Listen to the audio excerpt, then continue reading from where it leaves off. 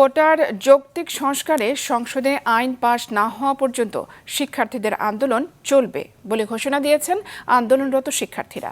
দাবি পূরণ না হলে গণ আন্দোলনের হুঁশিয়ারিও দিয়েছে তারা। তবে অবরোধ থেকে সরে এসে নতুন কর্মসূচি হিসেবে কাল সকাল 11টায় পদযাত্রা কর্মসূচি এবং রাষ্ট্রপতির কাছে স্মারকলিপি দেওয়ার কথাও জানান তারা। সন্ধ্যায় ঢাকা বিশ্ববিদ্যালয়ে এক ব্রিফিংয়ে এসব কথা বলেছেন আন্দোলনরত শিক্ষার্থীরা। ছাত্র সমাজকে এই ধরনের মামলা হামলা দিয়ে কোনো ধরনের ভয় দেখিয়ে লাভ হবে না। আমরা আগামী 24 ঘন্টার মধ্যে এই মামলা প্রত্যাহারের দাবি জানাচ্ছি। ছাত্র ধর্মঘট অব্যাহত থাকবে। যদি আমাদের দাবি আদায় না হয়, আমরা বৃহত্তর গণ আন্দোলনের প্রস্তুতি নিচ্ছি।